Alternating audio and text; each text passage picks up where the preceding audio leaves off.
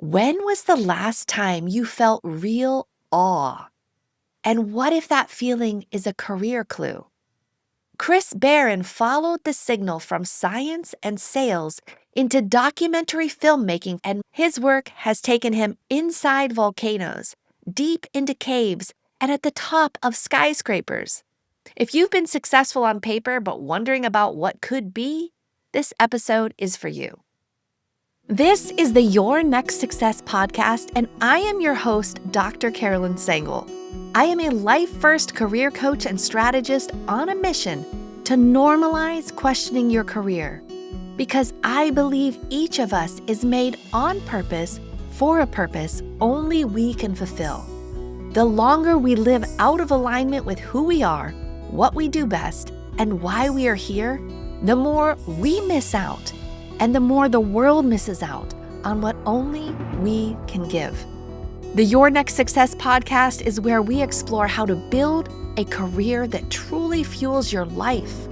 We talk about self-discovery, smart job search strategies, professional growth, and you will hear stories from people who have navigated big career transitions themselves, so you can create a life-first career and become your own version of authentic success, one that is aligned, meaningful, and truly yours. Chris Barron is an award-winning filmmaker, storyteller, and host of the podcast No Ordinary Monday.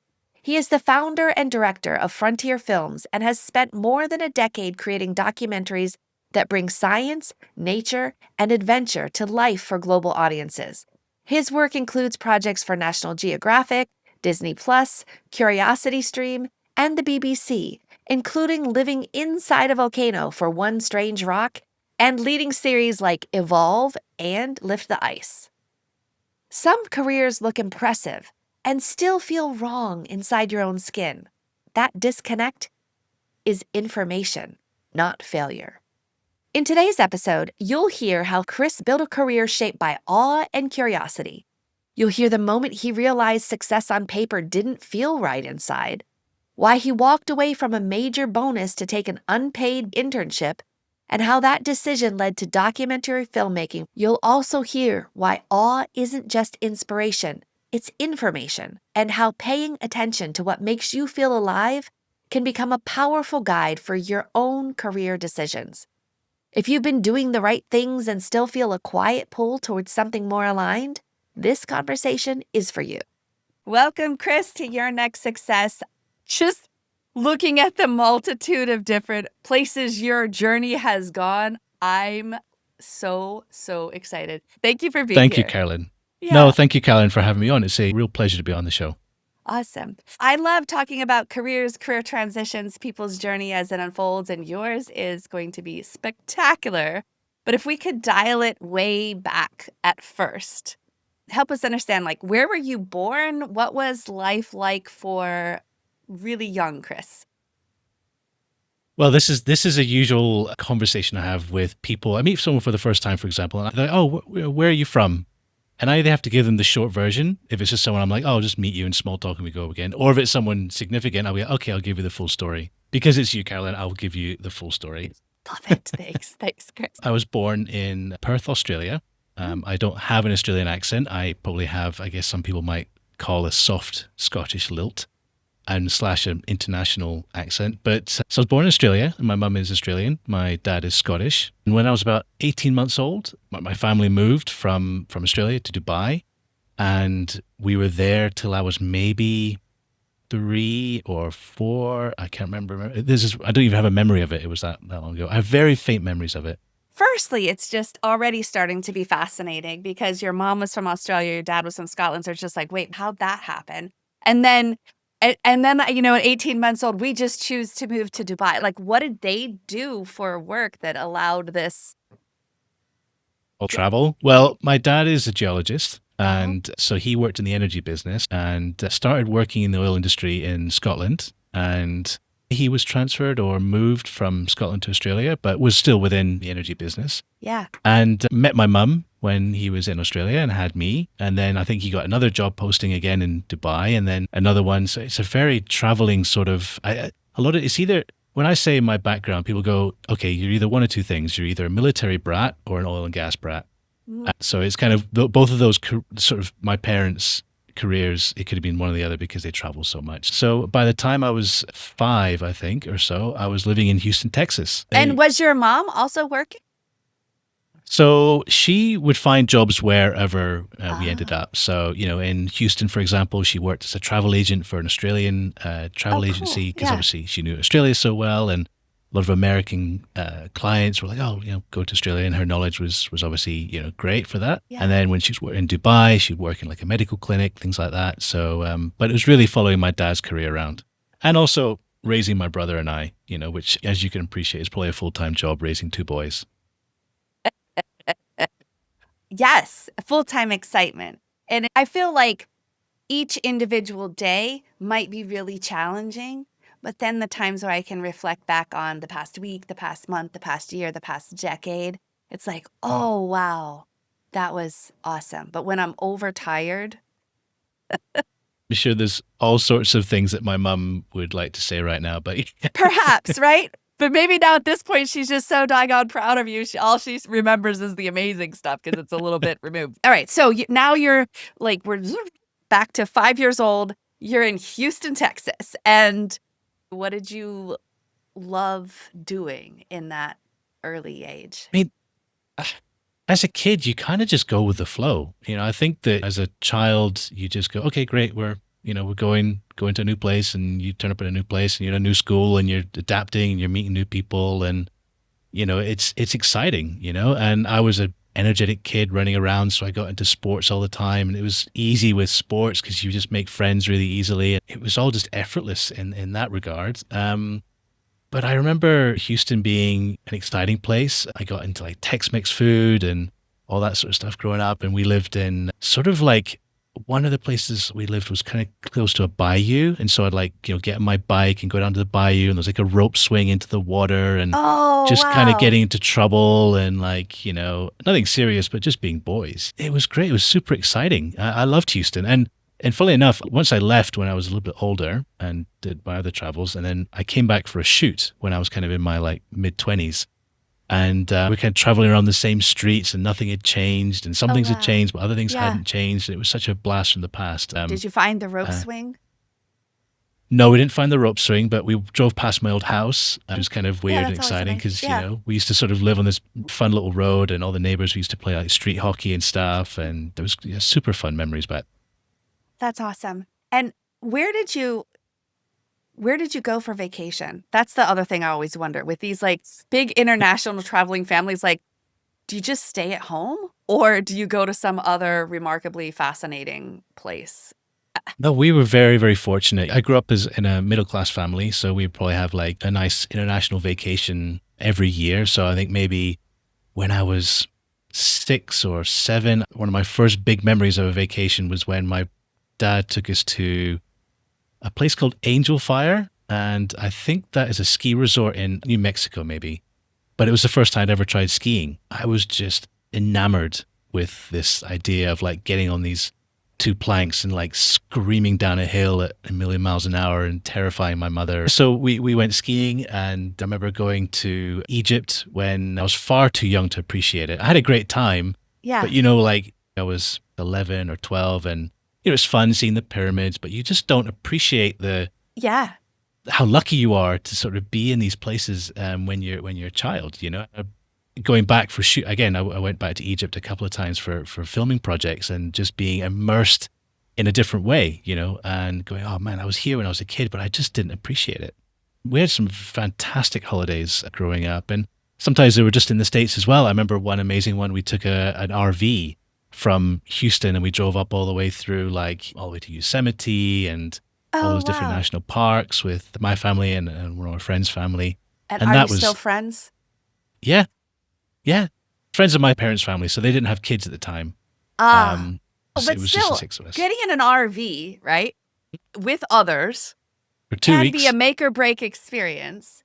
And yet also, I think like for your development of growing up, like this kind of exploration it was already happening at a young age, and adapting to the environment that you're in and just kind of like getting along and enjoying and being peaceful. Like these are, I mean, is it nature or nurture? I don't know, but it was cool that from a really young age, you were able to develop some of these things that have been absolutely foundational for some of the experiences that you have now.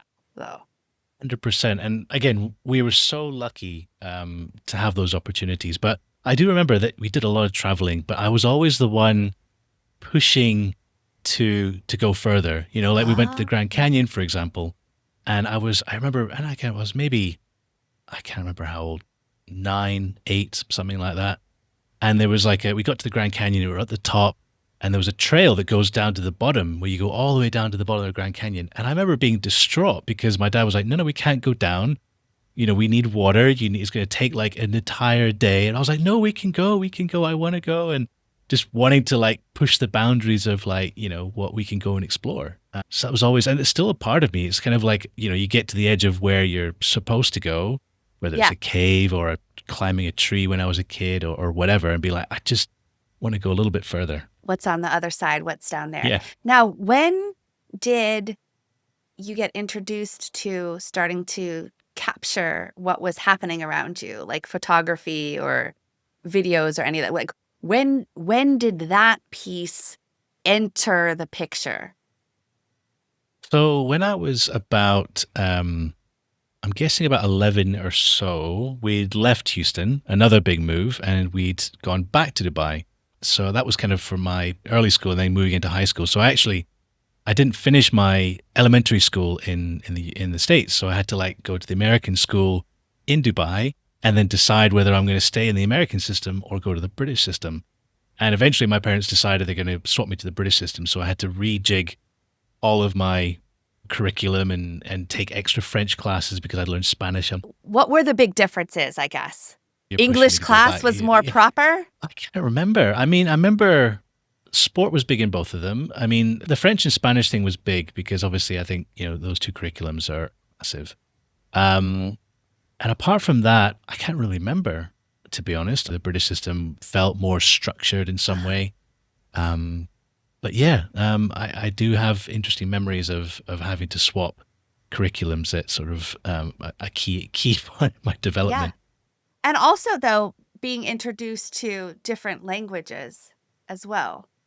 And we had to learn Arabic when we went to that school as well. I think it was state mandated that schools have to teach Arabic. So I did learn a little bit of Arabic and a little bit of French and have a little bit of Spanish. And so you have a little taste of all these That's little awesome, languages. though. Yeah. But how phenomenal has that also been? Just some of these things that you were immersed in as a child become pretty useful as, you know, all I mean, these places all over the world. I learned little snippets of all of them, but not enough to have like, you know, I couldn't have a full conversation in Spanish anymore. I could maybe have a broken conversation in French. I could maybe say like a few words in Arabic because I don't use them regularly enough. I'm Yeah. in Indonesia now and learning, you know, Bahasa Indonesian.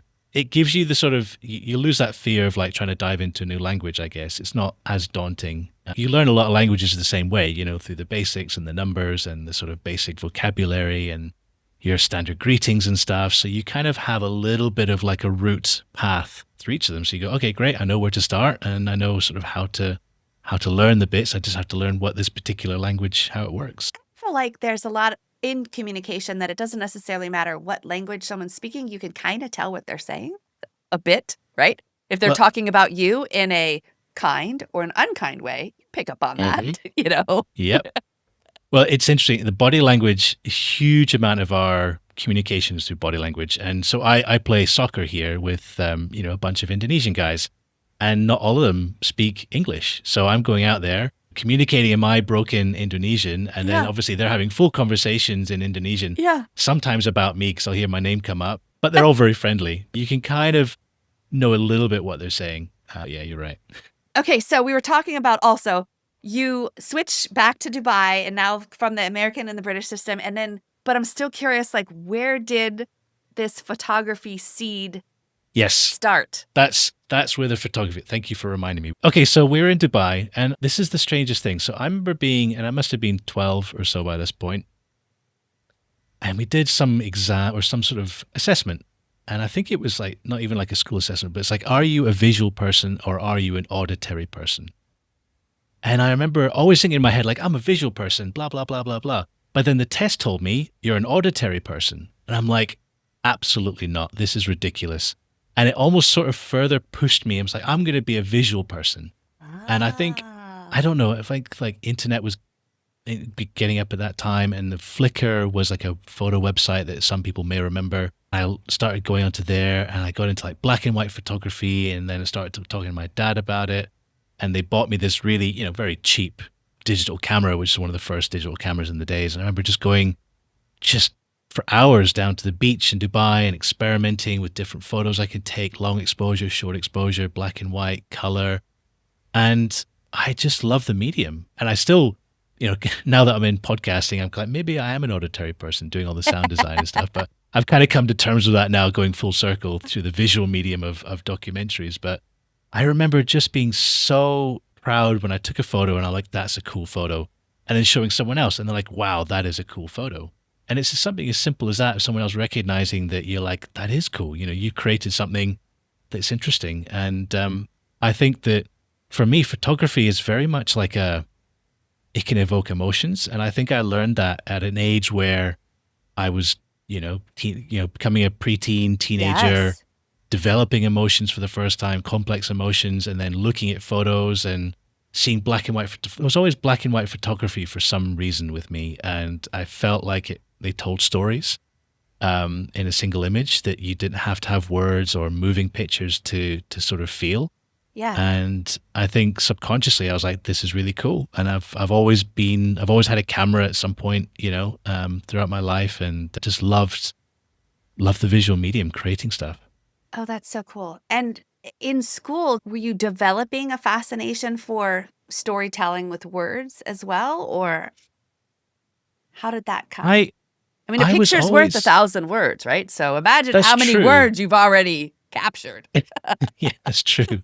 But I do remember again about that same time, like I would write poems and poetry and little short things and show them to my dad. It didn't go any further than my own family, but he was encouraging me to sort of, try creative writing and all that kind of stuff because I was never an artist. I could never draw or paint or do any. My dad tried to make me musical or tried to give me the opportunity to be musical. And so I learned piano for a while, but I just memorized the muscle movements. I never learned the music. It wasn't. I liked music as a medium, as a listener, but I was not very good musician, to be honest. So I hear you.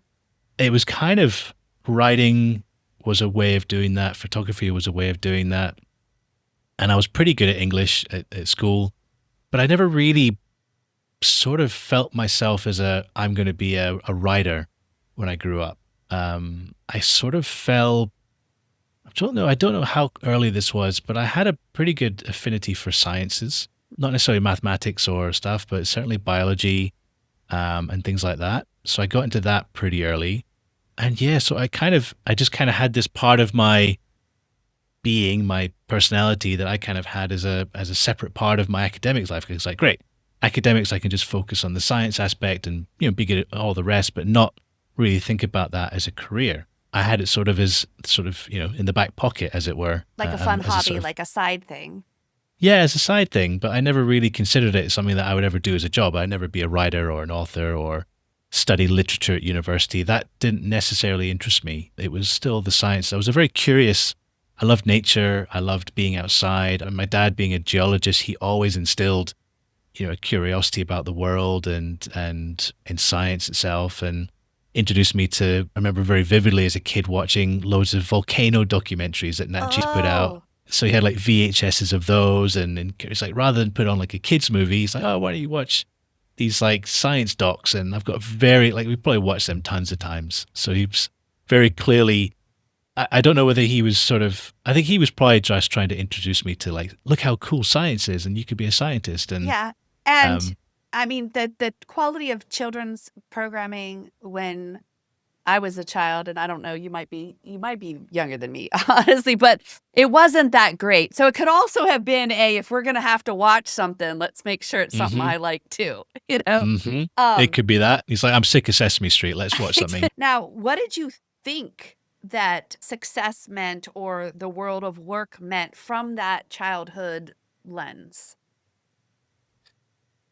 I mean, from a childhood lens, I think, again, I'm speaking only from my own perspective, but a child probably first and foremost is just trying to impress their parents. I think trying to, from when you're going to school, you get a report card, and when you get A's, you get praise, and, it's good and blah, blah, Yeah. blah. If you get F's or D's or whatever, it's like, it's not good. You need to shape up and you need to do better and all that kind of stuff. So I guess success is, is kind of instilled from you is impressing your parents. And that's probably sticks with you probably until you leave school, I imagine. Then you start sort of forming peer groups. And I guess after that, it's on top of impressing your parents, which I think probably sticks with you your entire life to a certain level. It probably decreases over time, but then you're competitive with your peers. Success is being the best of your peers. I am top of my class. I am top of my work group at work, at the office or whatever. It's probably not until you reach at least your mid-career. And again, I'm only 39, so I kind of There we go. at There's this a stage. decade there. I've got a decade on you. Watch out. Yeah. This is what's next. It's trying to figure out like beyond all that stuff, because you made your parents proud or whatever, and you've kind of succeeded within your peer group, and it's kind of then like, okay, great, what do I have to do to impress myself? And that, I think, is the hardest part of defining success. Is like, how do you feel successful when you're the only one you're comparing yourself to? Yes. That's a journey. I think yeah, that's that's a journey. that's a longer journey, I think. And even though it's a longer journey, you paid attention to clues and you made decisions true to you. At times, others would have overridden and gone with what the status quo was. Because there are certain times it's normal to question your life and question your career, and you have opportunities to make changes at those set points. Things can happen by choice or by force, but typically it's around 15 to 18, maybe 22 to 26, and then every 7 to 10 years after. And so what's also fascinating about parts of your story is that they line up nicely with those, and you gathered data and made a decision for yourself. We were in Dubai, and you've now been introduced to some photography. You definitely have this exploring. You have some storytelling, perhaps not in a traditional way that you would think, just through words only. And then what? Because you moved from Dubai, then yet another place, I think. Yeah, When was so that? I moved to Dubai with my family when they moved. I was about 11, and by the age of 15, I think my parents were like, they could kind of see what happens with a lot of kids who, especially the ones who stick around Dubai from an early age and go through the school system. And Dubai is, for people who have been there, it's an extraordinary place. Don't get me wrong. It's very different to a lot of other parts of the world in that, for expats in particular, you have a lot of stuff done for you. It's not a difficult life as a kid growing up there. You've probably got someone at work, like a housemaid or something like that, or a helper that does a lot of the stuff. And I think what happened with some of the kids that my parents saw from their friends who had been born and bred in the school system, they'd left the school system, gone back to wherever country was home, South Africa, Australia, America, UK, whatever, and gone to university there and struggled, quote unquote. That's the real world, in some respects. It's not everything's not done for you. Things are not as easy. You got to figure stuff out yourself. And some of them couldn't hack it. They came back and they either finished at university or didn't, and then came back to Dubai and lived and worked in Dubai. And so my parents were like, we don't want that for our kids. So they sort of said, we'll send you to boarding school. And I had opportunity to go to boarding school in Scotland in a lovely school called Dollar Academy, which it's a fantastic sports school and academically as well. And I went to Dollar. Again, it was sort of even halfway through a term, I think. I wasn't even finishing this. It wasn't between school years. Oh, Sort of they just made a arrived. decision and just, there you go. Oh. And they stayed in Dubai while you went to Scotland. Yep. I got on Did a your brother plane. go too? No, he stayed in Dubai. I was on my own. And he did join me a couple of years later. So that was good. But I went there and it was fantastic. It was, again, I think having those previous jumps just helped me to adjust quicker, because when you're used to so much change, Yeah. you kind of just, you observe the social fabric, the social dynamic, how those kind of communication things work, how peers work, how bullying works, how, Yeah. all those kinds of things. You kind of just figure out the system. And then once you figured it out, then you just slot in wherever you slot in. And yeah, so again, going back to the science thing, I had a great science and biology teacher, which really inspired me and accelerated that sort of love of science in me. And I got to the point of finishing at school. I had to choose which university courses I wanted to do. And to very briefly explain to people how the choices work in the British system is that when you do all your exams and you essentially choose you have 6 slots for different university courses, and you might choose like, I want to go and do medicine. So you go do medicine at like Edinburgh or Oxford or St Andrews or wherever, and you put your first choice as number 1 and blah, blah. And depending on how your grades are and depending on your applications to those various universities, if your number 1 gets selected, great, you go there. If not, then you hope number 2 works, and then so on and so on. So I had no idea what I wanted to do. I didn't want to do medicine. And I had a meeting in my last year with the careers counsellor of the school.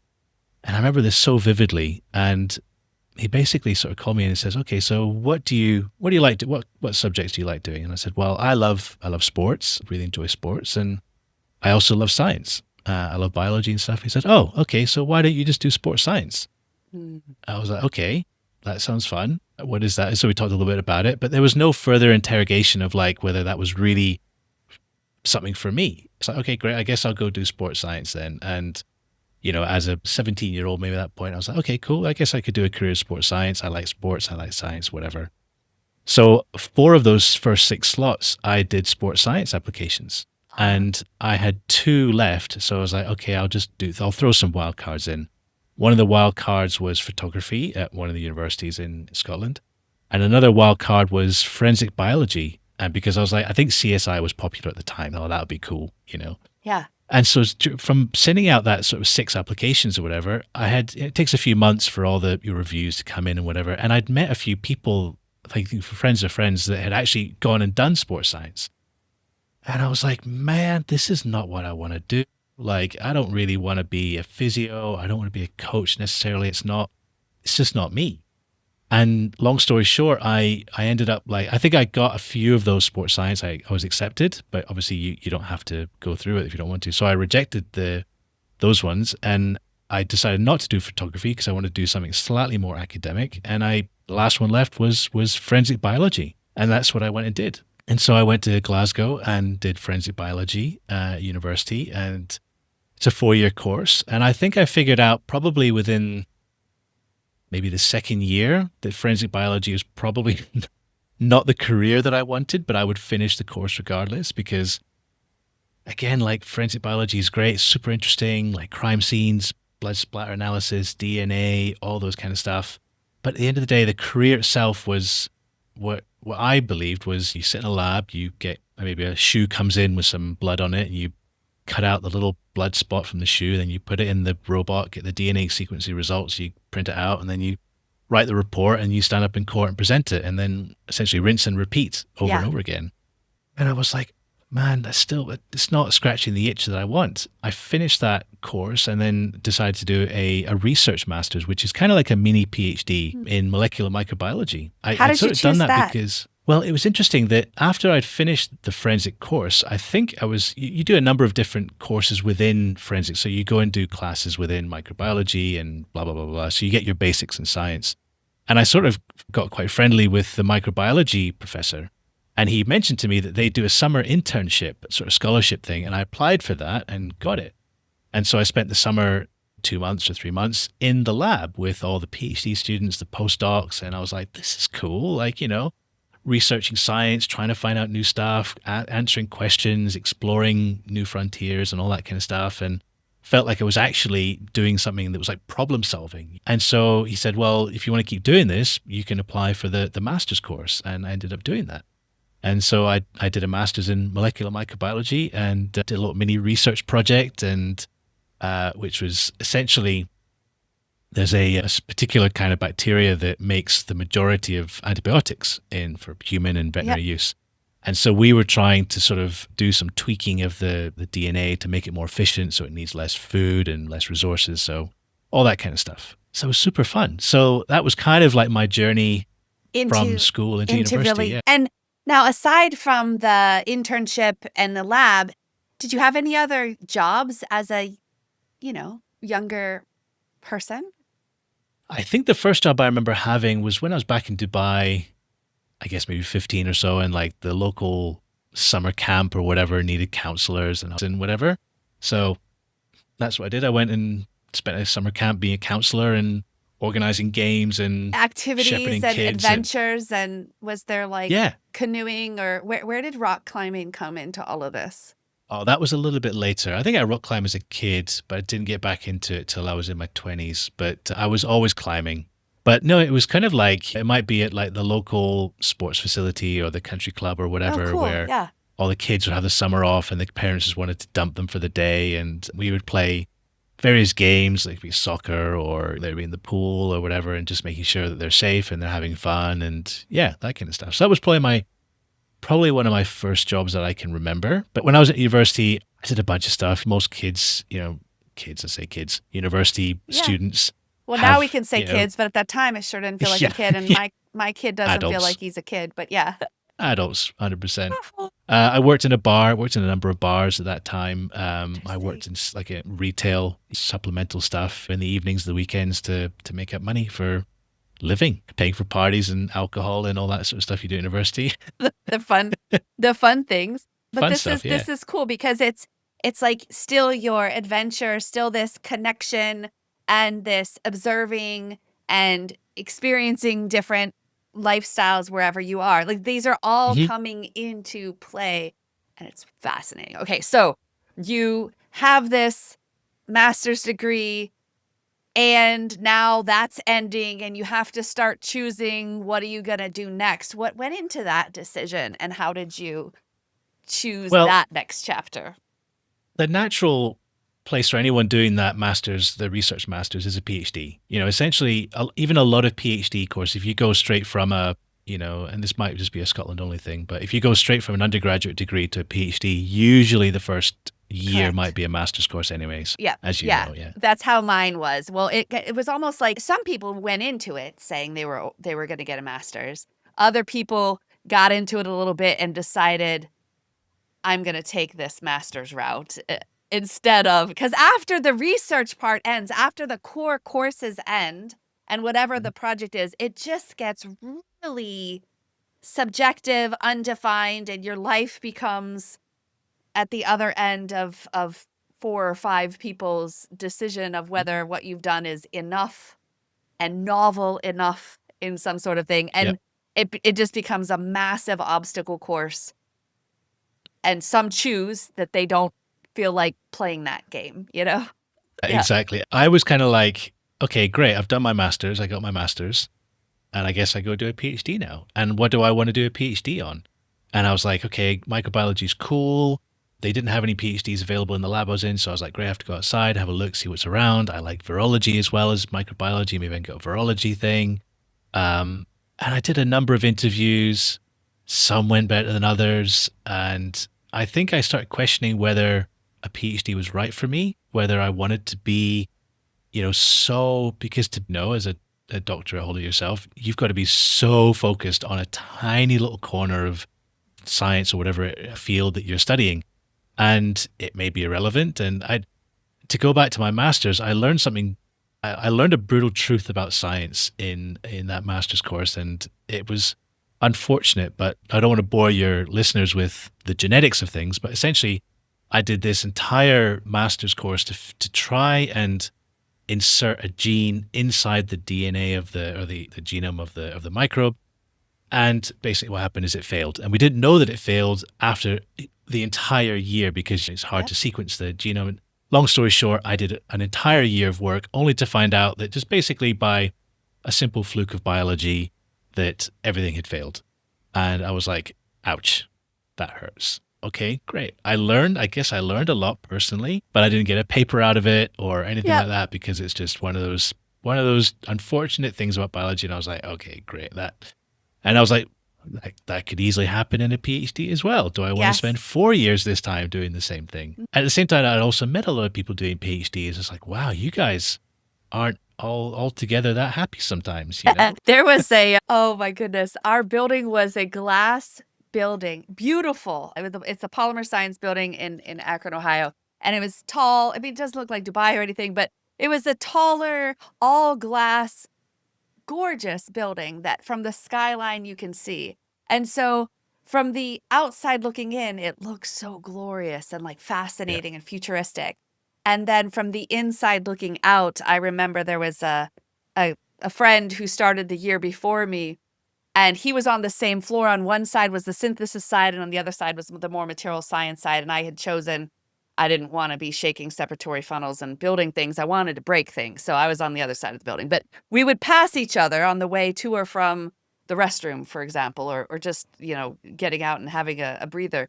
And there were plants along the edge of that row of windows where you could take some stairs down, and there was just a shelf. And I didn't notice at first, but he said, "Did you notice? Even these plants are dying. They're dying." It's not that, and there's plenty of sunlight, right? So he's like, "There's something in this building. It just makes Yeah. things die." And I Yeah. was like, "Whoa." It's just the bad energy. It's very He's since gone on to be a very nice professor at a different university, but Yeah. I should call him and ask him if he has plants and how they're doing. But yeah, there were, as much Yeah. as it's like this forefront of science and all of that, again, almost like parenting, like the day-to-day reality doesn't feel so novel and exciting. Exactly. And it's tough. I have a huge amount of respect. My wife has a PhD as well. I have a huge amount of respect for anyone that can successfully defend their thesis at the end of the day, because that's, going through a viva is not easy. That's intense. And your entire 4 years of work has led up to this defense of standing in front of 5 or 6 professors and for a few hours and being grilled intensely and Yes. And you're tough, like, "Oh," and then even trying to prepare for that, I'm like, "Oh, I gotta go back and study all the courses and all the things and how Yep. it led up to today," and like, yeah. What's her It's PhD in? tough. I think it's biophysics, Oh, a lot of cool. crystallization, crystallography of proteins and things like that. She's in pharmacology, basically in pharmaceutical biotech now. So it's basically figure out how drug interactions work and all that kind of Oh, stuff. that's But so the sort cool. of real molecular level pharmacy stuff. So yeah. Very fascinating. Okay. All right. So you're there and you're starting to realize, and you're kind of going on some PhD interviews, and you're thinking, I'm not quite so sure. And then what happened?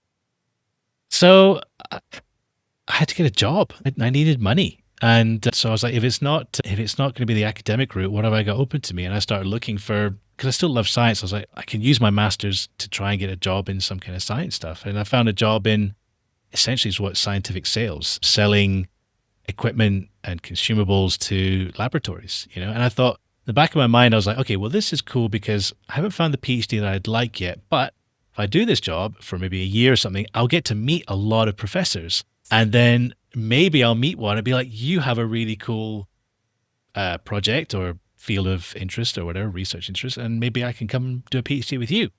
So that was my logic. I was like, and I can earn money while doing it. And so Yeah. was it a manufacturer or like a distributor, or like what were the things? God, I think it was probably both. It was a big one. I think the company, it was a global company. So when I got the job, which was interesting, they had a hub in Glasgow and Europe and the States. And I think the main head office was in the States. And I do think that they were a manufacturer as well as a distributor of stuff, and they developed their own equipment and all that kind of stuff. So it was your job to learn the product line and sell it to labs and, try and get people to switch over to their products and all that kind of stuff. And did you get sales training? Yes. So I applied for the job and we got called for an assessment day. Do you know what an assessment day is? Tell me. So an assessment day, essentially, and I had no idea what it was either so it's not an interview? Like, no, it's an assessment day. I was like, okay. And it's basically like, I would describe it as a mass interview. Like there would be 100 people on this assessment day and they're all vying for maybe 15 or 20 jobs. Oh, wow. And so the whole day, and sometimes they're 2 days, but I think mine was a day, you turn up at wherever it is and you essentially have a series of group exercises, role play exercises, one-on-one interviews, and they're basically observing all of these 100 people to see who they want to hire. And yeah, so I kind of went into it without any expectations, just thought I'll just do my best and whatever, and got hired, which I was happy with at the time. And they flew us all from that cohort to Carlsbad in California for 4 weeks of sales training. Imagine what your life would be like if your career aligned with who you are, what you do best, and actually fueled the life you want. At Next Success, we support all ages and stages through career transitions, from students exploring majors or careers to job seekers actively searching or reimagining their next move to professionals committed to self-awareness and leadership growth. Stay connected and explore what's possible at nextsuccesscareers.com and follow Next Success Method on LinkedIn, YouTube, Instagram, and Facebook. And I was like, put us up in a hotel, and I was like, this is cool, getting put up and going through seminars and getting the whole product line described to us and making sure we knew it and grilling us and testing us and putting us through scenarios and role play, one-on face-to-face role play, phone role play, going through scripts and stuff, the whole shebang. And but at the same time, it was fun because the senior salespeople were there. They were kind of being like, hey, look at the lifestyle. We were drinking vodka in the jacuzzi, afterwards, and showing all the young graduates like, hey, this is what's in store for you if you stick it out in this job.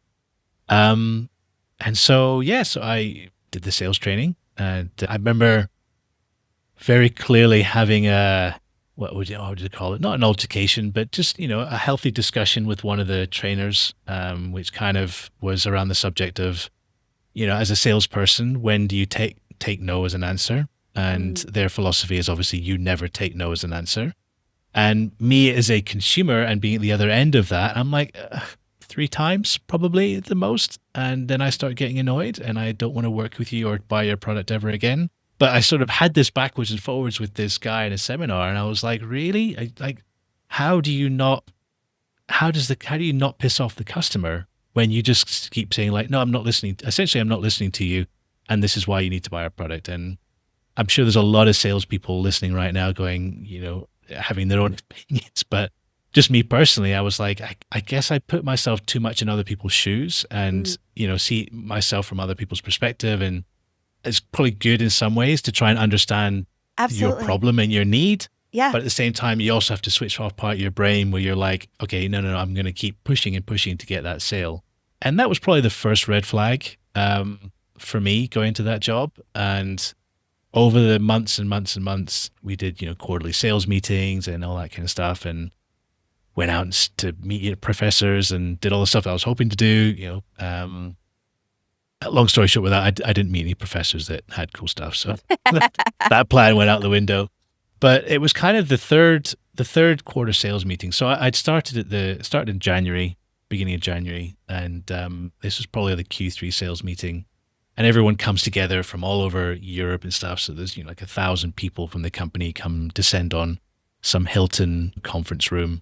And they're all spreadsheets on the screen and congratulating themselves about how much money they've made and competing with other tables and different groups and different teams. Like, oh, you guys got more than us. You get this prize. You get that prize. You guys need to do better. And why do you not sell so much? And I think I got back to my hotel room and sat in my bed that night and was just like, this is just not me. And I cannot see myself doing this for the next, I guess I was maybe early 20s then. So 45 years or whatever, Yeah. Did it feel any sort of way? Like when you were, aside from that, like, I don't know that I want to be pushy for a sale, right? And you start seeing this whole day of spreadsheets and things, and you come back and you kind of have this realization, but like, did you feel anything in your body? Like for me at different parts, I felt like, is this food poisoning? Am I going to throw up? Like, and I'd kind of wonder, and then I'd override it. I'm like, no, it's fine. But did it show up? Was it just recurring thoughts? I don't think I had feelings? anything as so physical as you had. I guess I was kind of like, I don't know, maybe it was an age thing. I don't know how old you were or how far through your career you were when you had those feelings. Yeah. But because I was still relatively like young, I was kind of maybe felt like it's okay if I can fail at this Yeah. and try something new or try something else. And I knew I wasn't happy, I had like a girlfriend at the time, and, we were, I think we broke up around that same time as well. I don't know whether that had anything to do with it or something, but Yeah. I knew I wasn't happy. But it didn't manifest as like a Physical thing. physical, like Yeah. I felt sick or whatever, but I just knew this wasn't right. And I maybe felt, a level of like, I don't know where I'm going to go next, but it wasn't like a despair of like, my life is like whatever. Hinging But on this thing. yeah. Yeah. Okay. That's cool. And also to this date, you've been in so many places, so many experiences that just like going and starting something new is just kind of like another Yeah. day, another year, not necessarily like something so catastrophic.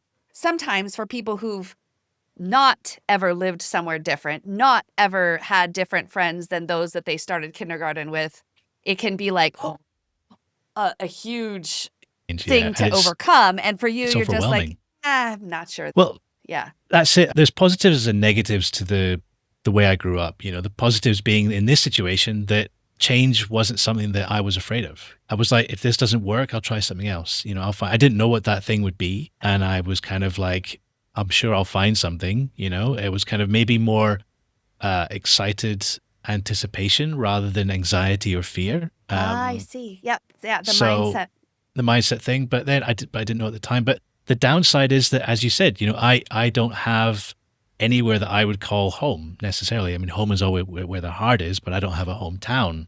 I don't have friends, childhood friends that I keep in touch with regularly. I don't have like that home base necessarily where I'm like, okay, great. If I go back there, that's like my comfort blanket, whatever. I got you. Which a lot of people do have. They always have that place. It's like, if I go home, like, all the stuff from my childhood is there. It's all nostalgic, and they have that. Yeah, that's the one thing I'm missing from that experience, I guess.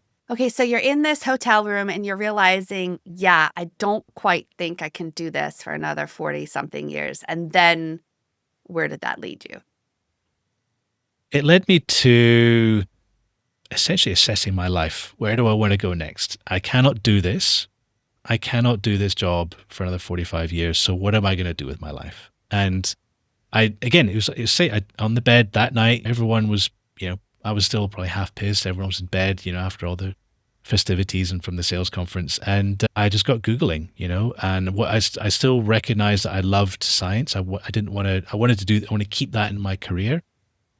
But I also love photography. And I was like, I think I probably literally Googled, what job can you do with science and photography and documentary filmmaking came up. And very shortly after that, it was an advert for the BBC came up, because I was like, oh, the BBC has a science department. I didn't know that. So yeah, I was basically Googling on my bed, Googling what I could do with science and photography, and a job advert came up for an internship at the BBC science department. And I was like, holy crap, the BBC has a science department. That's really cool. I didn't know that existed. And so they had this internship, and literally that night, I just filled in the application, slapped on my CV, went to bed, didn't think about it. And probably thinking like, there's probably 500,000 people that are applying with the same internship, and, I'm never going to get it. Yeah. And literally a week later, they emailed back saying, hey, Chris, we like your CV. If you want to come and do the internship, then please, and this was like September something, and said, oh, but it'll start on the 1st of October.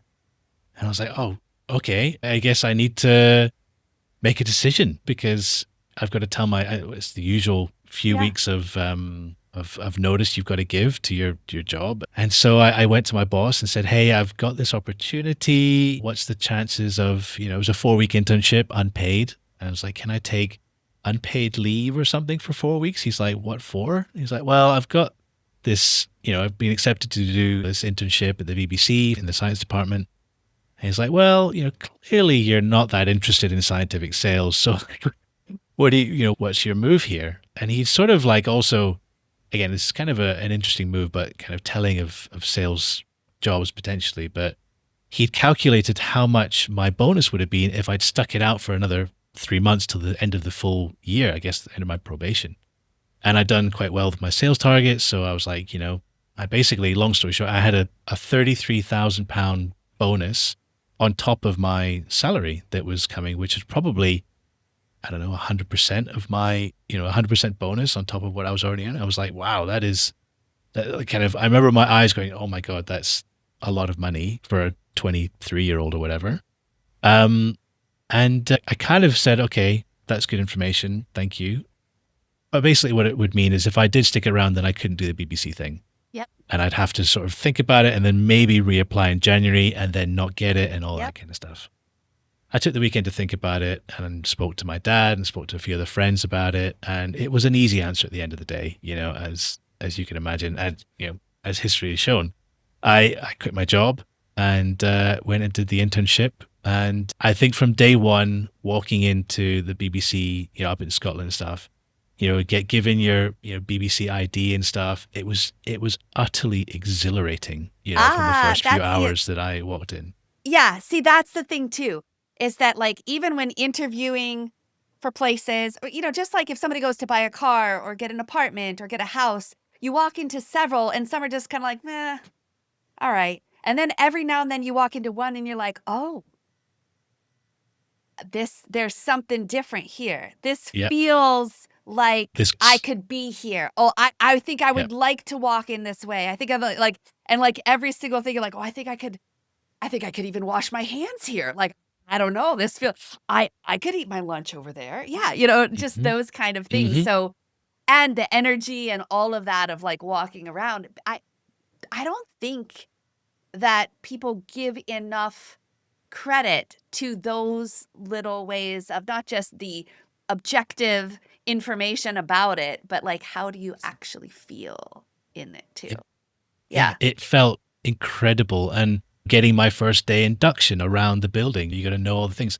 Walking into the live, the studio spaces and all that, I was like, this is amazing. And one thing I didn't tell you, when I was in Dollar in Scotland in the boarding school, I got into, the theatre, like doing the stage management, yes. stage lighting, and that sort of stuff.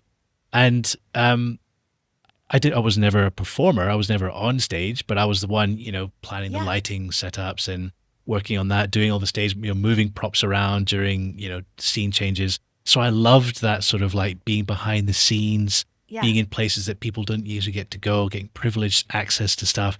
These are all little feelings and parts that I'm like, that's a cool feeling. I'm going to bank that for later. Yeah. And I didn't know it at the time, but it's a huge part of documentary filmmaking, is being able to go to cross that line and being places that Yeah. people don't get to go to very often, meet people you don't often get to meet, like having that privileged access. And again, I think as soon as I walked through the doors of the BBC that first time, I was like, okay, all of those feelings just started like welling back up again. And I was just like, I was riveted. And, even the first job they had me doing is now what is probably one of the most boring jobs that you can do in television, which is called logging. Which is essentially sitting down with all of the footage from a shoot. So a shoot might last, I don't know, a week, and they may have, I don't know, dozens of hours of footage that, different clips. Every time they push record, stop recording, got all the different clips in the camera. They put them into a system, and some person is going to sit down, watch every clip, and then write what happens to the clip. Is it a good take? Is it a bad take? Did the presenter nail the script? Did they mess it up? Was it in focus? Like all of those notes has to be done by someone. And not many people like to do it because it's a long and arduous job. But for someone like me, I was like, oh my God, I'm actually getting to see behind the scenes. And like the presenters like swearing when they messed up a take and all that kind of stuff. And I was like, this is so cool. And for you though, you're having this immersion of like what was there and what was possible, and like even starting to discern on your own of like, here's the elements of what makes something that captured my interest and what made something that is not useful from that get-go. How fascinating. Because somebody could be like, oh, well, hey, Chris, we're going to take a lot of footage here and some's going to be good and some's going to be not really useful. And like, okay, but you got to experience that. Yeah. Fascinating. 100%. Fascinating. And that was my first week. And then they drag you into meetings, like development meetings, where all the heads of departments are all like throwing ideas out. And, they even ask me like if I've got ideas or just wanted to contribute. And I didn't have any ideas. I was like freaking terrified to speak up at that stage. But The second week they put me out on a shoot, and that was probably when I was out on shoot. I think that for listeners, like there's multiple parts of documentary production. Roughly speaking, there's three main parts. There's the sort of pre-production, the production, and the post-production. So pre-production is like the research and the planning. Yep. Production is essentially all the filming. Post-production is all the editing and the delivery. And, usually people end up in, various parts of those categories. And I loved the production part of it. And I realized that when I went on the first shoot, which was for a very, low budget BBC4 documentary about botany. And it was like the history of botany. It probably had like 1,000 people watching it or something on BBC4. But they did this amazing story about, I think it was a Russian or a Ukrainian, I can't remember the exact scientist, but one of the main scientists involved in like genetics at the time and how botany was evolving at that time. And essentially his research got him in trouble with the KGB and they wanted to like take him out and all this kind of stuff. So we were telling that story. Yeah. And so the director was like, okay, guys, I've got this idea. The presenter is going to walk up this like dark, forested road in the middle of Scotland somewhere that they'd found. And he's going to be wearing like as if he's dressed for the times, in sort of Soviet era Russia, doing what we call a piece to camera. So talking the script to camera. And in the background, there's going to be like an old like 1920s Phantom Rolls Royce we're going to hire and drive up the road. And then as he finishes his script at the line, you guys are going to turn up and then you're going to pretend to be KGB agents and grab him and throw him in the back of the car and drive off. And so it was basically like me and the assistant producer at the time got dressed up in like trench coats and hats and whatever. Yeah. And I was like, this is extraordinary. Like, we're getting paid to like have this much fun. So yeah, we like jumped at the back of the Rolls Royce with the producer and just followed his lead and grabbed the presenter and had my first tiny cameo on a BBC show. Interesting. And Now you're no longer behind the Oh my scenes, God. you're in the scene, you know? Well, this is the thing with a lot of documentaries, we end up on camera some way, shape or form because you need extras and you need people running around the background or something or other. So I've made dozens of cameos in my time in the industry, but at that point I was hooked. It was all the stuff on shoot, which I thought this is the most exciting part of it. And that kind of endured pretty much up until now, actually. It's so much fun because it's the travel, it's the excitement of being in a situation where you're live, you're rapidly problem solving, the stakes are high.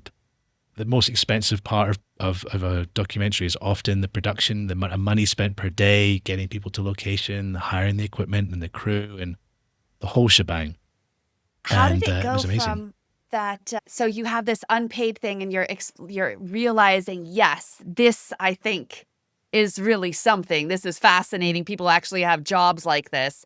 Then how did that unpaid internship then turn into some sort of income opportunity and still fun?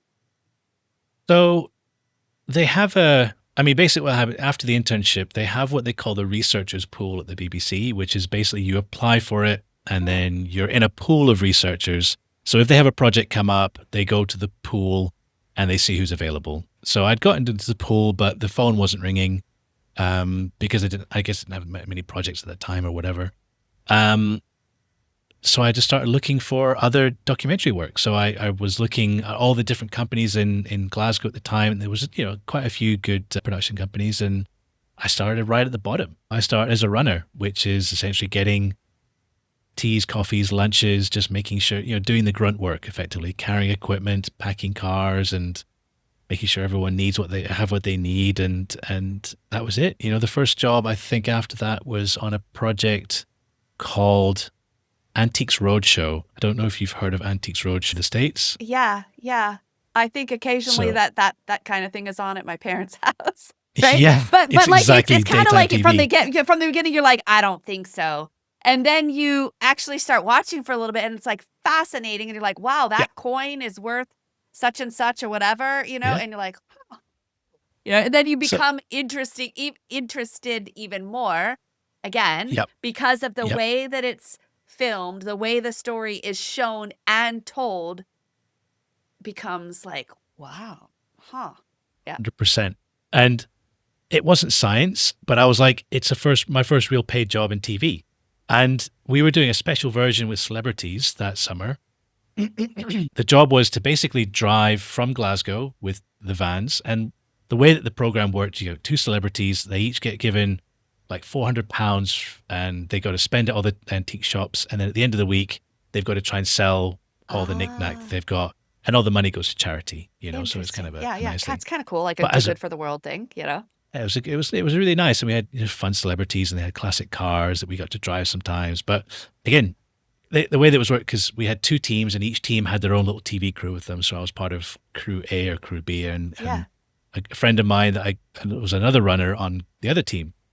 And so, you know, we just did that across the summer. You know, we went to like Oxford and all different parts of the UK. I just had an amazing blast just driving around and making the show and just learning about the art of television as well. Like, because there's Yes. such small crews that I'm, you know, talking to the cameraman and saying, hey, what are you doing with this part? How does this thing work?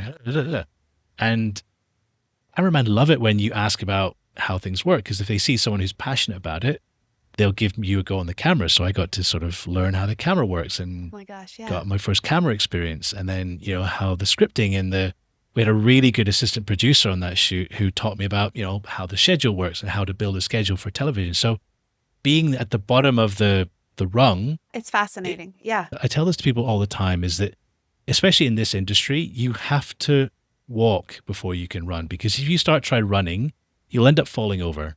And I've seen it happen with a lot of people that try and progress so quickly through the television ranks. And sometimes, you know, people will go really quickly and find that break maybe at the wrong time. They haven't got quite enough experience, but they found the break somehow and they became a director or whatever. And their first shoot or their first show doesn't go well. And they sometimes may never recover from that. So I found it was, you know, so helpful for me to learn at every single rung as I went up, and Absolutely. sort of Yeah. felt like I was overqualified for a job by the time I got into it, you know? So I felt like once I started into it, there was a lot for me to learn, but I felt it wasn't daunting and I had enough skills that I could prove that, you know, there's a reason that I got this job. Yeah. So that's kind of, I think if anyone out there wanting to get to television, start from the bottom, you know, learn it from the bottom up. I think that's fascinating because also then now you, with some of your own amazing opportunities, cruise experience, things that you've like done, you know Yeah. intimately what it feels like to be that person. And you also can understand that even though it's like, okay, from the grand scheme of things, what does it matter that this person had my coffee or my food? But if you don't have coffee or food, people are going to start getting a little more cranky. And it's like every single link of the chain is essential or it can break. Like, and you didn't just have someone, again, you didn't just have somebody tell you this is a thing. You put yourself or were able to put yourself into that experience to be that, feel that, do that, see it from that angle, I guess. Yeah. And Yeah. the other reason I think it's so important to do it that way is that, you know, you have to do a job to know how to manage someone else doing the job below you. Yes. Yes. So like if I, you know, I have a runner and I've done that job for however many, you know, projects, I become the next level up, researcher or producer, and I have a runner who's, you know, working to me or whatever. I know how to manage them effectively, you know, because I've done that role. I can teach them how to do it, become a Yeah. mentor, not just a mentor, but a good manager. So that's another reason I think it's so important to earn your stripes as you go up through a ladder. And so, what have been some of the most fascinating opportunities you've had to like? I'm kind of curious. Oh The God. follow-up question to this is going to be like, when you fall asleep, what do you dream about? Because like, you have so much to draw from, but like, what are some of the fascinating experiences that you've literally captured and helped create to bring to the world? I mean, there's some really funny ones that always stick in my mind from my early career. That shoot I mentioned earlier when I was in Houston, Texas, the director kind of came up with this random idea at 6 o'clock in the morning. And it was a whole story about the subconscious mind. We were doing a whole series about, you know, how the brain works and stuff. So the episode was about subconscious mind. And he wanted to do a story about how we're all on autopilot driving around in the morning. You know, we don't really notice stuff, you know, especially if we're doing our usual route to work. Anyway, so somehow he came up with this idea of like dressing me up in a costume and sticking me on a sidewalk and filming people's reactions as their sort of subconscious mind gets broken out of their Right. zombie state or whatever. So he's like, Chris, we got to go and like, you know, find your costume. So we went down to a costume store. I found one found a bumblebee outfit, and we found a storyline, found a briefcase out of a prop shop, and I was a bumblebee going to work. Busy And bee. I was a busy bee. And it was just one of those, again, it came back to me like that very first experience being the sort of KGB agent, Yeah. like dressing up and getting on camera. And I was like, this is the strangest thing. Also, it was so hot. It was the middle of the summer. It was like 40 degrees, which is whatever, like 95 degrees Fahrenheit. And I was in this like synthetic bee costume with a big head. I'll send you a photo later. Yeah. That was a real seminal moment. But I mean, the more dramatic ones came a little bit later in my career, because I guess, you again, earning your stripes, I got, experience on a film shoot, and I was like, great, you can do a film shoot in the UK. Then you're like, okay, great, we're going to send you abroad. We're going to send you to America or wherever to do international film shoots. And then after that, it's like, okay, you can do international film shoots. Okay, can you do hostile environment stuff? Like, can you go to the weird and wonderful places and not only stay focused and do your job in those kinds of environments, but deliver the goods, stay creative and manage to solve problems in really tricky environments. So I got an opportunity, actually the same director who was on the Bumblebee shoot I just mentioned, he was the one who recommended me for a large National Geographic project called One Strange Rock, which was about 2016, 2017, I think, came out. Will Smith was the host of the show. And they had some of the most extraordinary shoots on there. I was abseiling into active volcanoes and not just filming in there, but we were living inside the crater for a week with like gas masks and Oh. tents and dealing with lava bombs. And, we couldn't take the gas masks off because of the sort of filamented microscopic glass that gets in your lungs and destroys your lungs. And then we would go So you into just like... changed out the cartridge? How often do people wear, well, I mean, as scientists, occasionally you'd have to put on your respirator, right? Yep. And like that Yep. thing would last forever until your next annual fit test. But now if you're living there for a week, is it like 6 hours, 8 hours? We depends on how the wind was blowing. If the wind was Interesting. blowing the right way, okay, cool, we got fresh air. But if the wind had changed and it was sort of, all the volcanic, gases were coming back through to where we were filming, we put the gas. We would sleep with them as well, just as a precaution. So Yeah. we had filters. I can't remember how often we changed them, but that the climb in and out the crater on the inside was a good like 400 meters, which is like, I don't know, like several hundred feet, Yeah. 800 feet. I don't know, could be a lot. But that was extraordinary, and we had to evacuate that shoot a day early, because the volcano, and it was just a lava lake, so it's not supposed to erupt. But from a side vent, it started erupting, Interesting. and it was sort of spewing lava bombs. So I've been on shoots in caves in New Mexico, really deep, dark caverns that, again, go in and live there for a week, because we were filming so deep in the cave that we had to live there, for Wow. efficiency reasons. And, again, abseiling 200 feet into these caves and crawling through tight squeezes. And some of the most extraordinary places I've ever seen in my entire life. I'm trying to think, even shoots outside of that. I had an amazing shoot with the actor Joseph Fiennes, his cousin, the explorer Ranulph Fiennes. We were traveling through Egypt for about 5 weeks. And we had, bomb scares, and because we were, traveling through parts. I mean, we had celebrities with us, so we had an armed escort. Yeah. And at one point, we had to have a bomb squad with us just because of the threat that we had, and in that region. I did another amazing shoot for Discovery Channel again when I was a sort of assistant producer, which was traveling through all of South America. We spent about 10 weeks. We started in the story started in Brazil, and essentially was the two people on camera had to land in Rio de Janeiro with nothing but a backpack and a passport, and make their way over 10 weeks to the top. Oh, wow. Through earning odd jobs and favors and Wow. whatever. Yeah. Hijacking, not Yeah. hijacking, definitely not hijacking, hitchhiking.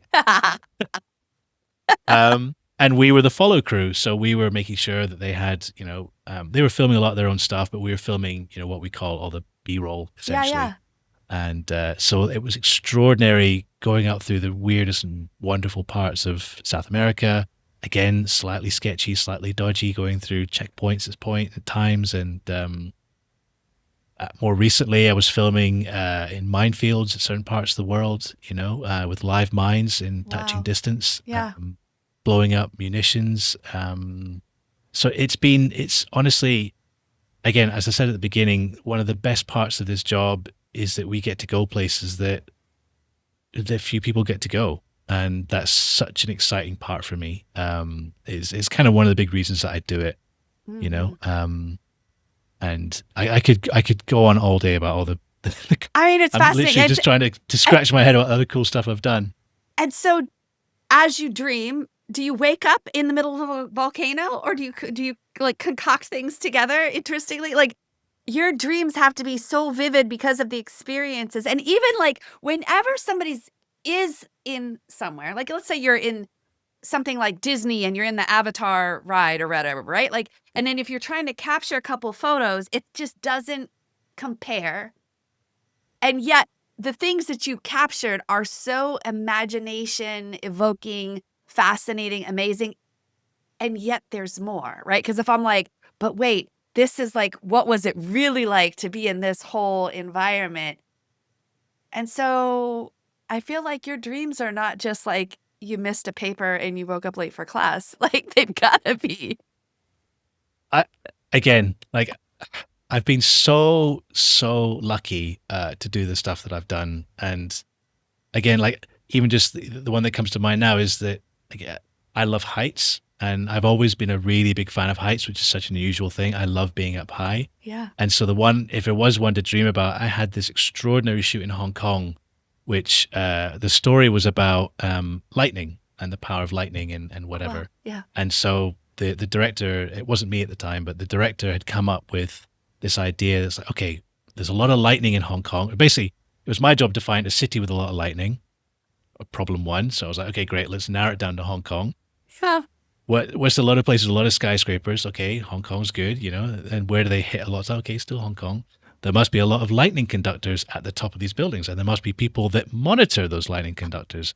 Great. So we narrowed all that sort of stuff down.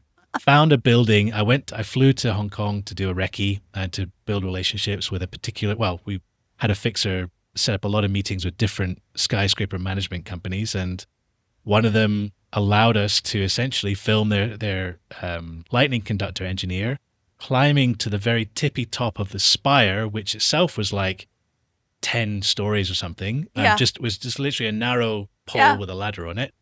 And they basically said, well, you can't fly a drone up there because of various reasons. And actually, no, they can fly a drone, but we wanted some close-up shots Yeah. of the conductor because a drone can't get close enough Yeah. for proximity reasons.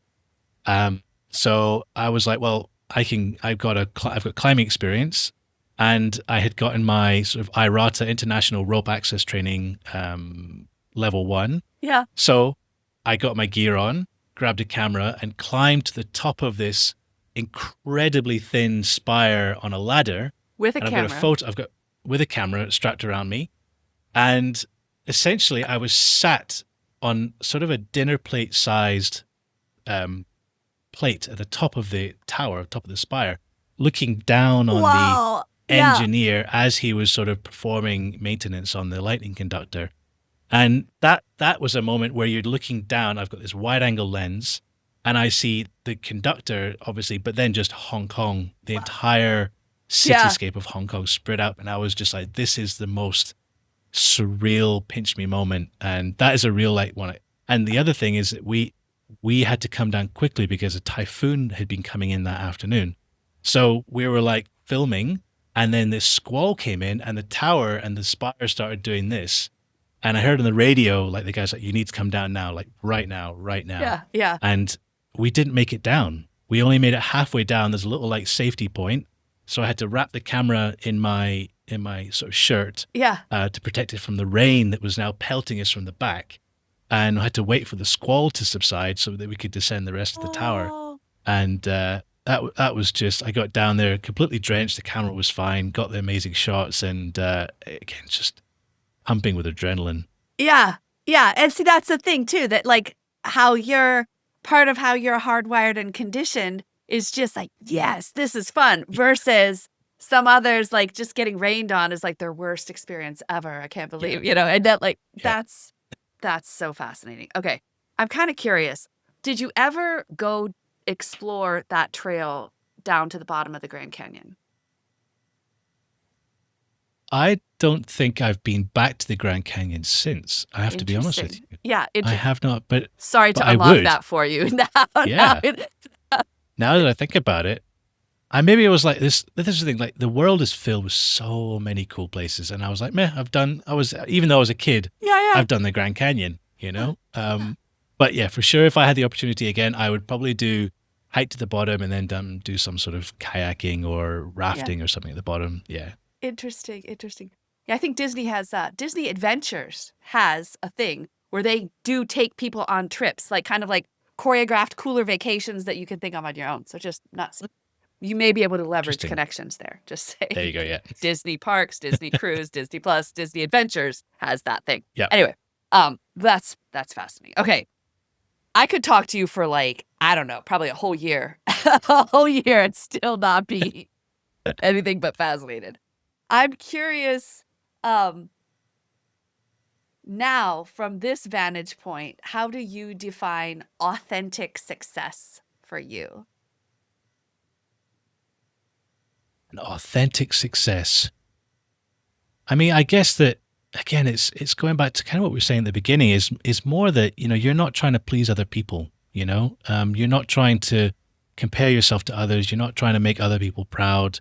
You're trying to compare yourself to one person, and that's yourself. And does this, whatever it is, does it feel like it gives you purpose? Does it feel like you can continue doing this for 20 years? And I guess on the smaller scale, like, are you proud? Have you made yourself proud of which my case, have I done a project or whatever? Are you proud of the work that you're doing? If not, for me personally, I would say that I was unsuccessful at that particular project or that particular show that I did. If I do have a sense of pride, even if it fails critically or whatever, or if I'm proud of parts of it, that's still a success for me. It's trying to see. I think that's the most important thing. Is it's not success in other people's eyes, and it's success in your own eyes. And I think that's hard when everyone, especially I can only speak from sort of documentary filmmaking kind of stuff, when all the accolades and people winning awards and trying to win BAFTAs and, Emmys and whatnot. And for sure, that is 100% a measure of success, but it's just one measure of success. There are many measures of success. And ultimately, the one I think that you have to stay truest to is that, do you feel like you are proud of what you've done, and that I think is the most important. Yeah, that's beautiful. I like it to also be like, are you loving your life? And is your career fueling your ability to enjoy your life even further? I think yours Yeah. definitely, from living on all over the world to now settling on Indonesia, continuing For to do now. really fascinating things. And I also Yeah. feel like the fact that you had sales training at I talked to a gentleman in an earlier episode. I had actually met him in person. His name's Jeff Lee Kiplinger, and his book was From Expert to Entrepreneur, and how as scientists, it's so tricky to get out of that logic brain into the customer experience and how to connect with that. So even the fact that you had that so early, even though you didn't necessarily love sales, I'm sure that has served you in your ability to highlight how you can be amazing for a particular shoot and opportunity, aside from your fascination with sports and this beautiful combination, and you're kind of fun to get along with too. Like, yeah. I mean, Anyway. half of this job of being a producer, a documentary producer, is convincing people to come on the shoot, to be a part of the project, to take time out of the day, often for free, I will add, and maybe even expending some of their own resources, for the benefit of being on the show. But it's people skills. It's just basic people skills. And I think a lot of my upbringing has helped me develop. I can go to anywhere from all over the world and find a connection with people. Yeah. And I think that is something that's helped me so much. Again, I was developed that sales career, I think, to learn how to, again, further hone that communication. But again, it was honed. It was almost feels like it was all set up to really be honed for my work in documentaries as a producer and as a director. Because producer, you're doing all the behind the scenes stuff, and as a director, you're communicating with your crew and your talent on screen and trying to put whatever's in your head as a vision inside their head and get them to execute it. And if you can't communicate, and have those people skills, you're not going to get very far. That's right. That's right. It's so fascinating. It's so fascinating. All right. How do people find you? How do people connect with you? Absolutely. I mean, you can find me if you want to see my personal stuff. I'm on Instagram at Chris Barron 7. But I've got a podcast as well that would be great for people to check out. It's called No Ordinary Monday. And we essentially on the show, I bring on people who've had amazing career experiences. It could be, I've just had a Secret Service agent who has an amazing story of catching the king of counterfeit. Oh, wow. I've had a pilot who had crash landed in the Pacific Ocean and had to be rescued, and this incredible story. I've got, all sorts of weird and wonderful careers, from parapsychologists who are studying the science of ghosts to firefighters who've survived PTSD from the experience they've had. So, it's all kind of very story driven. And I'm kind of harking back to my skills as a documentary storyteller, both as an interviewer and the way that I construct the episodes into they kind of build this story of the character, and then I throw them into, reliving the most extreme day of their career. And a lot of the time that could be death defying. I've got a cave scientist who almost died in a flood in China. Or actually one of the first I ever did, and one of the sort of inspirations for the podcast was my uncle, who was essentially a paramedic in Scotland during the Lockerbie bombing, which a lot of, I guess that was 1980s, 89 maybe, but probably a lot of your listeners of a certain age would be familiar with, which is a devastating plane bombing over Scotland with a lot of Americans on board, but everyone died. But my uncle was essentially the first on the scene as a paramedic, and was looking for survivors. And his recounting of that story was just so it's just so incredible, and the way he tells it, from the moment he gets the phone call to driving out in the storming rain to, trying to find dazed locals whose houses have been crushed by plane engines, to finding the iconic nose cone of the plane just resting upside down in a field. Incredible. So that's essentially what we do on the show. And they're not always as harrowing. They're fun as well. I just had a really interesting one about an orchestra conductor who was paid to come to a billionaire's birthday party. Oh, wow. And it was just this, and it was basically, he was in an undisclosed location. He was not allowed to know where it was or what he'd be doing. He just had to get on a plane to an undisclosed location in the middle of, let's say, one of the former Soviet Union countries. And it just, this story he tells is just so chaotic, like this vodka fueled, Wow. weird adventure of calamity. And they're fun stories. It's fascinating. I had an opportunity to listen to a few episodes, and it is amazing. So the work that you do just brings so much joy, fascination, imagination, all of those, whether it's a picture or whether it's a podcast or whether it's a video. But thank you, Chris, for the impact, for listening to yourself, for continuing to choose what you felt was more of your purpose or more of what you'd enjoy, what you would be fascinated with, because it really shines through your work. And thank you for sharing parts of your story with us here. It's been fascinating. I genuinely appreciate it. Thank you so much, Carolyn. It's been such a fun conversation. Thank you so much. Chris, thank you for sharing a definition of authentic success that is grounded and true. You named that shift so clearly. Success stops being about approval and becomes about self-respect, pride in your work, and alignment with who you are. Thank you for showing us that awe is not random. It's a signal, and when you follow it, you build a life you actually love. Thanks for listening to Your Next Success with Dr. Carolyn Sengel. Remember, authentic success is yours to define and includes aligning your career to support the life you want.